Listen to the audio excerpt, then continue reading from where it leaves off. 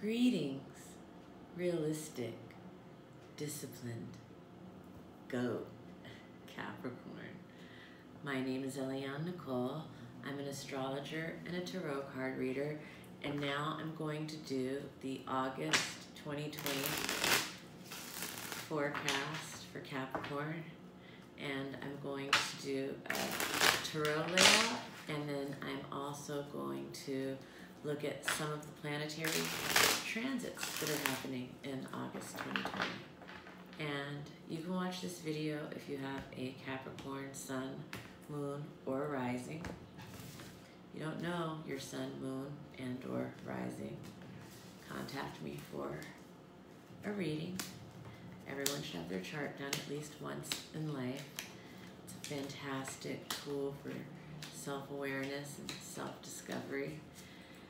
So as we enter the month of August, Capricorn, we have the Queen of Cups reversed. So I see a very, what looks like an emotional woman, and covered by the Lovers. So it looks like there's a lot of emotion around a relationship. And if you aren't in a relationship, it could be around the idea of relationship. Maybe you want to be in one, maybe there's something in that area that is tugging at your heartstrings. And you were crossed by the World.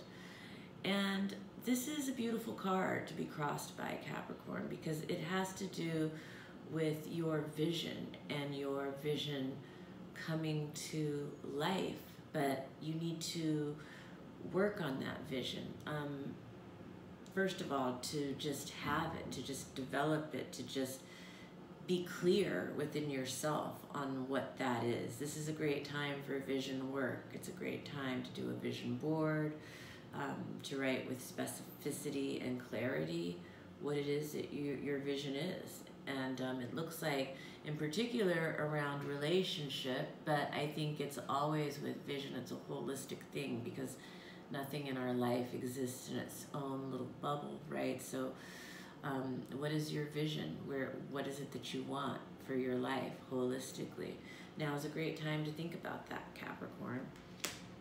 The basis, we see the King of Cups, you know, so on both sides, like, this is a man who is in love or thinking about romantic or love kinds of themes at this time, this can also be a creative man, a spiritual man. Cups correspond to the suit of water, and so it can be also a water sign man. But for many Capricorn men, this will be you, yourself. And what's leaving is the Six of Pentacles. So this is a contract or negotiation. Maybe that was in July. What could come into being? This is the Queen of Swords reversed. So this looks like around the 13th to the 15th, I'm seeing a woman with a sharp tongue.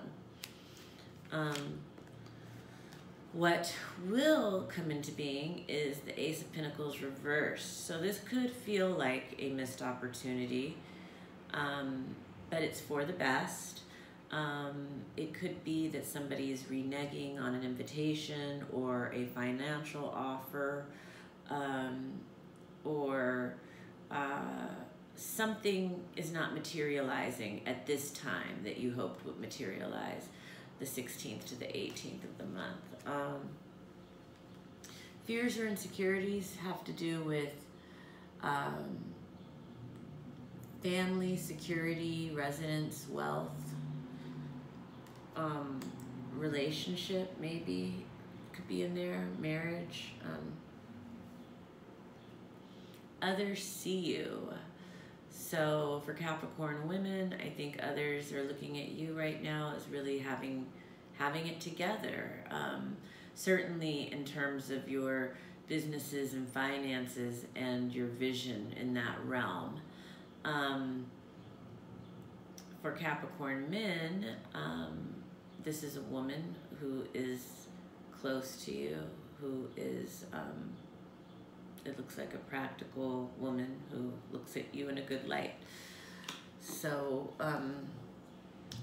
positive feelings, the Hermit reverse. So it looks like towards the end of the month you were looking positive about coming out of isolation, around the 25th to the 27th. It could be before, but on or before the 25th or the 27th, it looks like you look positive about coming out of isolation, which doesn't mean that we are all coming out of isolation, but maybe for some reason you come out of isolation around that time and you feel positive about whatever that reason or experience may be. And then the outcome is Ace of Cups. And so Ace of Cups is the birth of inspiration. It's the birth of love. Sometimes it's the birth of a baby. Sometimes it's just the birth of a creative idea that's going to do really well for you. But it's a beautiful energy and a beautiful card and a beautiful note to end out the month of August. So now I'm going to talk about some of the planetary transits for August. As we enter the month of August, Mars has just gone into the pre-shadow of retrograde, and this is Mars in Aries. Mars in Aries goes retrograde September 9th to November 13th.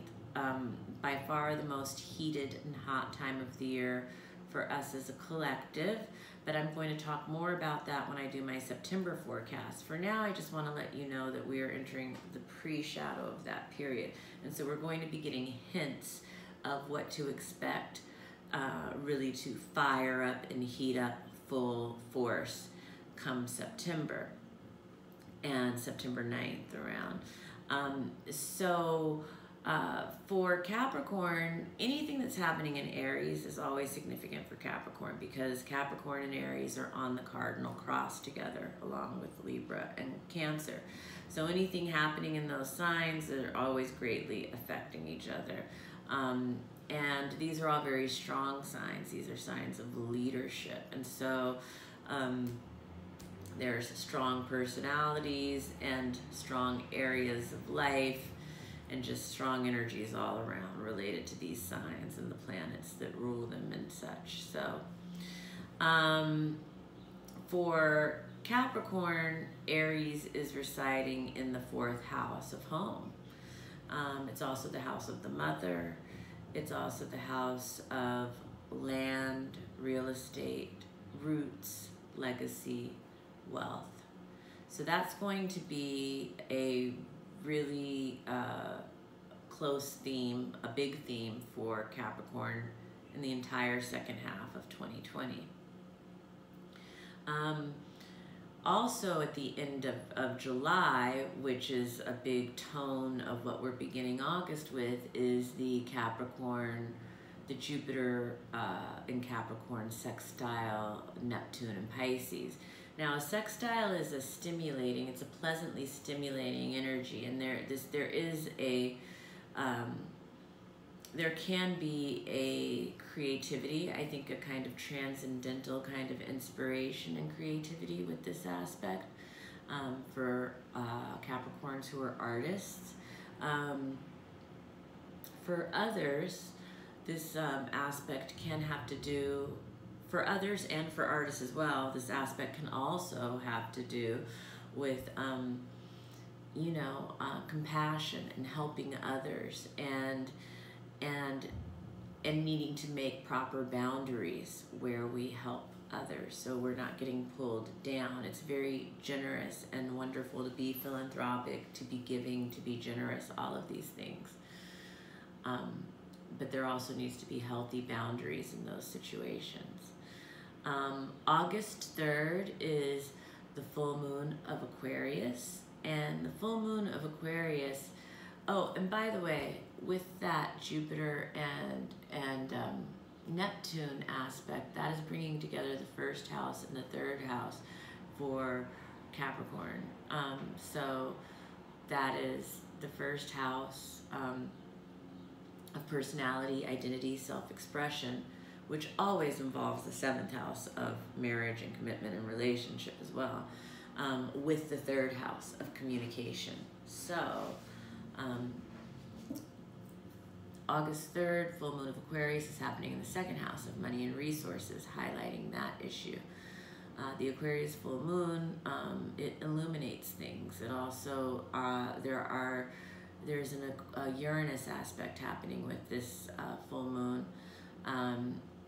And so a Uranus square, so there could be unexpected news or a surprise or a shakeup in that area that illuminates things for you. And August 4th, Mercury moves into Leo. When Mercury moves into Leo, it's going into your 8th house. This has to do with other people's money. It has to do with your partner's money. So there will be communications around those issues for many Capricorns. A lot, you know, when I say communication, I mean writing, I mean talking, I also mean learning, you know. And the 8th house, aside from having to do with your partner's money, it can be other people's money in general, meaning inheritances, wills, loans, settlements, you know, debt in some cases, not for all Capricorns, so communication around those issues as well. And then there's also the classic 8th house topics of sex, death, elimination, rebirth, transformation, regeneration. A lot of conversation around those issues during the time that Mercury in Leo is there. And that's a brief period. It's August 4th to August 21st. And August 7th, Venus moves into Cancer. When Venus moves into Cancer in Capricorn, this is moving into your house of marriage, your house of committed relationships, committed partnerships, committed one-on-one partnerships. And that is creating a sense of coziness, a sense of home, being nurturing to your partner, allowing yourself to be nurtured and by your partner.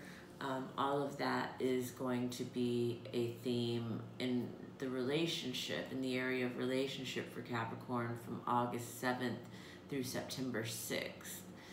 And let's see, August 11th, Vesta is moving into the 8th house.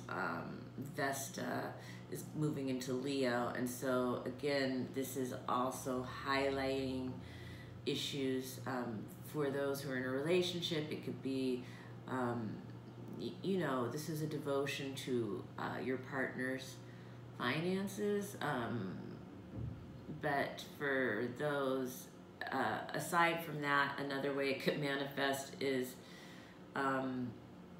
you know, devotion to intimacy with your partner, sexual intimacy, possibly, also this is taboo areas too. Sometimes this reflects a devotion to the occult, the unseen for some, a devotion to reinventing yourself for others, to regenerating, to a rebirth. So the 8th house gets into some deep shit, you know. I love the 8th house. Anyway, August 12th, Saturn in Capricorn, your sign, is forming a quintile with Chiron in Aries. And so again, this is bringing together discipline, work, and healing. I think that Capricorn is going to be doing some work on healing, and this is great. I'm happy to see this for you. It looks like there might be some early life stuff, or mother stuff, or ancestral roots, legacy kind of stuff that Capricorn needs to do some healing on, and is probably going to be doing some aggressive healing on. Hopefully for the whole second half of the year, I think it would be good for Capricorn to be working on that. But I certainly see you possibly, you know, making a link or connecting some dots or recognizing a pattern, something like that in August 12th. And and beyond.